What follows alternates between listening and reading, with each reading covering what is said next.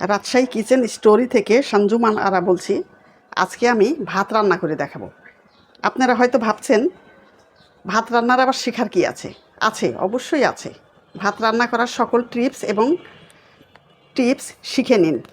শুধু ভাত না, মাত্র 25 মিনিটের মধ্যে দুটি আইটেম দিয়ে কিভাবে চটজলদি ডিনার বা লাঞ্চের অ্যারেঞ্জমেন্ট করবেন সেটাও দেখাবো। যারা নতুন সংসার করতে এসেছো বা যারা ব্যাচেলার লাইফ পার করছো, তাদের জন্য এই রান্নাটি খুব কাজে লাগবে।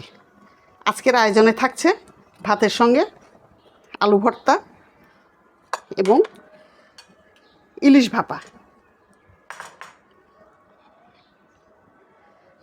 আমার এই রান্নাটি যদি আপনাদের ভালো লেগে থাকে তাহলে আমার চ্যানেলে সাবস্ক্রাইব করবেন, লাইক দিবেন এবং কমেন্ট করে জানাবেন কেমন লাগলো। চলুন তাহলে কিভাবে রান্না করলাম এটা দেখাই। চলে এলাম ভাত রান্না করার জন্য। এখানে আছে আমার এই মগের 2.5 মগ চাউল। প্রথমেই আমি চাউলটা পানি দিয়ে ভিজিয়ে দিলাম।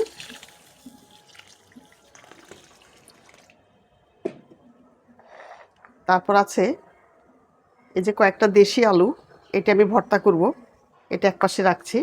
আর এখানে আছে 4 পিস ইলিশ মাছ। এখন এটা আমি ভাপা ইলিশ করব, এই জন্য আমি এটা এখন প্রথমে মেখে নিব। ভাপা ইলিশ করার জন্য আমি এখানে একটু পেঁয়াজ বাটা নিয়েছি, একটু কাঁচামরিচ বেটে নিয়েছি 2-3টা, সরিষা বাটা আছে 1 টেবিল চামচ পরিমাণ, একটুখানি জিরা বাটা, একটুখানি হলুদের গুঁড়া, একটুখানি মরিচের গুঁড়া আর স্বাদ মতো লবণ। এখন এগুলি সবগুলি আমি এই মাছের মধ্যে দিয়ে দিই।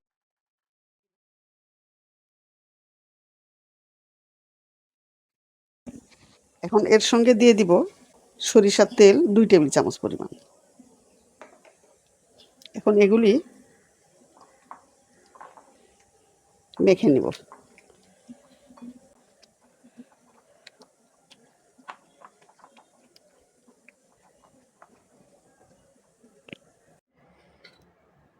আমি ভাপা ইলিশ করার জন্য এরকম একটা টিফিন ক্যারিয়ারের উপরের বাটি নিয়ে নিয়েছি, ঢাকনা সমেত। এখন আমি মাছগুলি এতে উঠিয়ে নিব।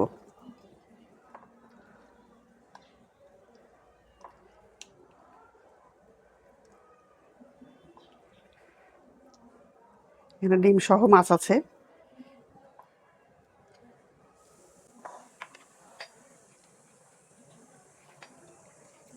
সব মশলাগুলি সুন্দর করে দিয়ে দিব। এটা ধুয়ে খুব সামান্য একটু পানি দিয়ে দিব।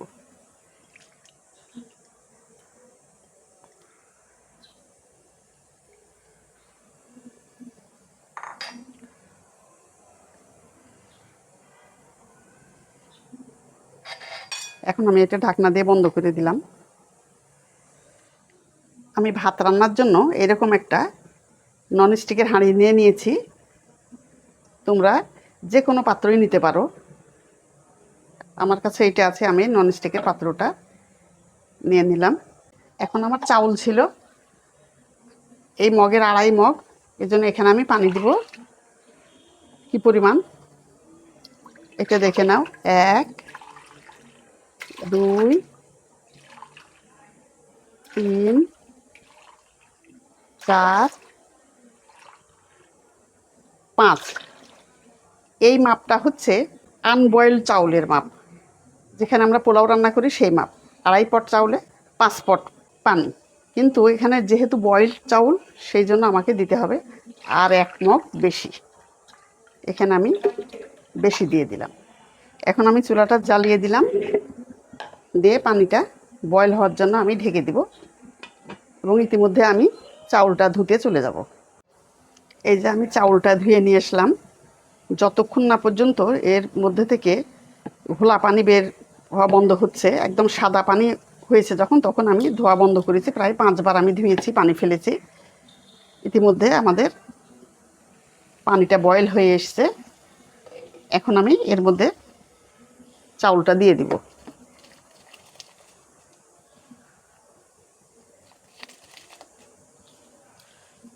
সঠিক মাপের যদি পানি এবং চাউলের মাপ পরিমাপ টিপস এবং ট্রিক্স দেখাবো, এইভাবে যদি তোমরা ভাত রান্না করো তাহলে কোনো কমপ্লেন থাকবে না। ভাতের মার পড়বে চারিদিকে এরকম হবে না,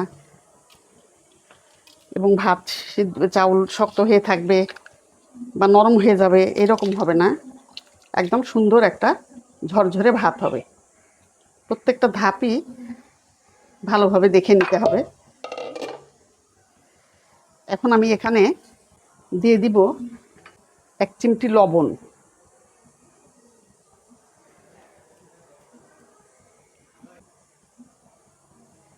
ভাতের মধ্যে 1 চিমটি লবণ দিলে ভাতের টেস্টটা অনেক বেশি হয়।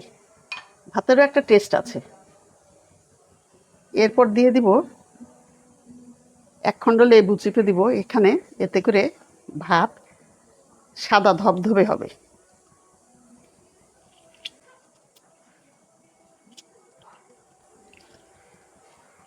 এখানে আমি লেবুটা চিপে দিলাম, খোসাটা দিয়ে দিলাম এর মধ্যে। আর দিয়ে দিব 2 চা চামচ সয়াবিনের তেল।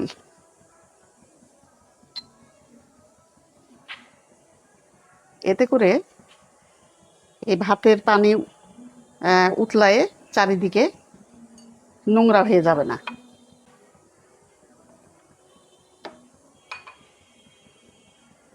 এখন আমি এটা ঢেকে দিব।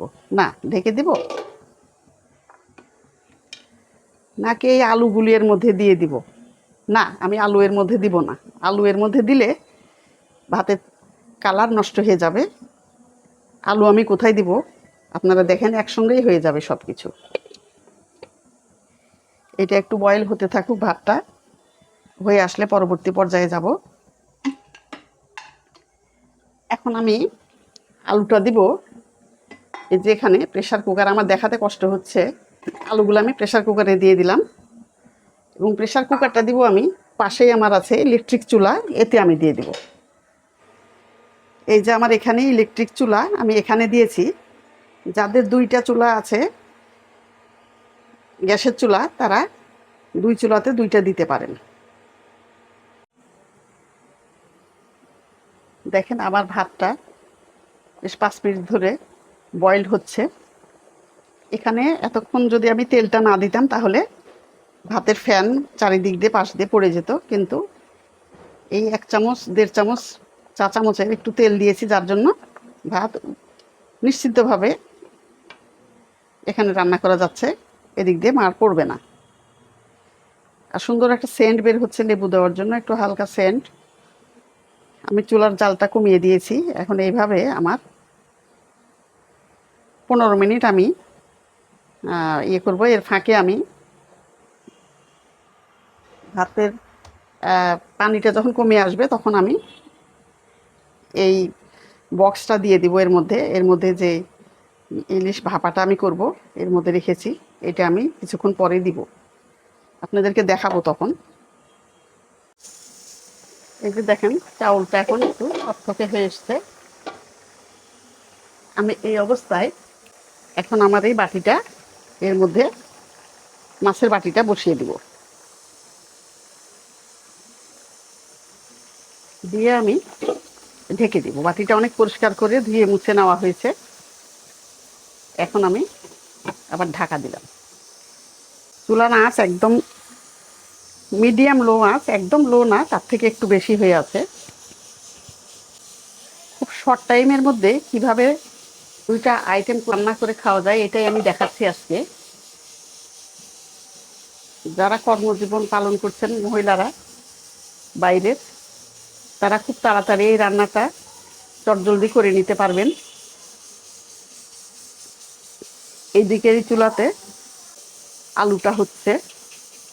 রান্না বান্না একটু সিস্টেমের মধ্যে করলে খুব তাড়াতাড়ি রান্নাঘর থেকে বের হওয়া যায়। আজকে আমি এটাই দেখাবো আপনাদেরকে। ভাতটা এখন এই পর্যায়ে, এখন আমি এটা দমে দিয়ে রাখলাম 5 মিনিটের জন্য, একদম ধীর আঁচে। বন্ধই করে দিলাম চুলাটা। এই ফাঁকে আমরা আলু ভর্তাটা করে নেব। এগুলি ছিলে আমি এরকম মাটির পিসনাতে নিয়ে নিয়েছি। আমি প্রথমেই কয়েকটা শুকনা মরিচ আর একটু পেঁয়াজ আমি একটু তেলে দিয়ে আধা ভাজা করে নিয়েছি। একদম মুচমুচে ভাজা না, একটু নরম করে নিয়েছি। এইটা প্রথমেই করে নিয়েছিলাম। এখন আমি এই পিসনাতে আলুগুলি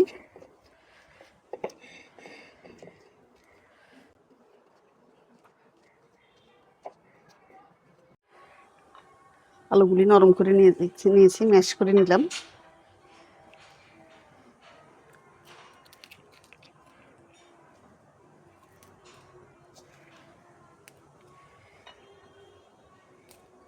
এটা আমি 4টা শুকনা মরিচ ব্যবহার করব।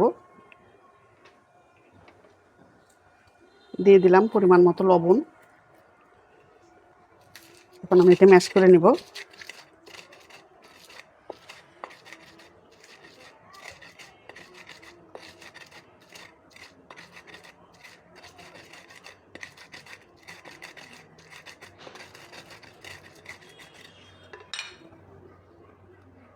এখন দিয়ে দিব 1.5 টেবিল চামচ পরিমাণ সরিষার তেল, আর একটু দিব 1/2 চামচ পরিমাণ চাট মশলা। চাট মশলা দিলে আলু ভর্তার টেস্টটা অনেক গুণে বেড়ে যায়।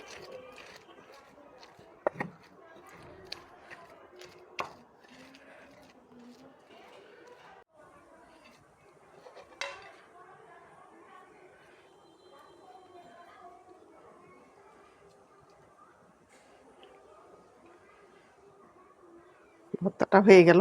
এখন আমি ভর্তাটা একপাশে রেখে দিয়ে আমি ভাতটা হয়ে গেছে এটার দিকে যাব।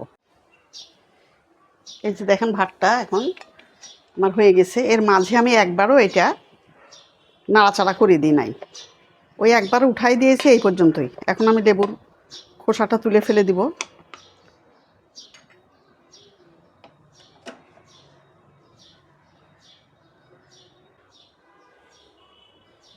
একটা কাপড় দিয়ে ধরে এটা উঠিয়ে নিলাম। দেখুন কত সুন্দর একটা ঝরঝরে ভাত হয়েছে এবং একদম সাদা ধবধবে, হালকা লেবুর স্মেল।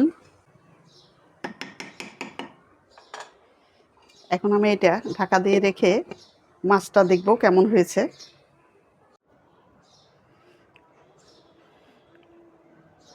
অপূর্ব সেন্ট।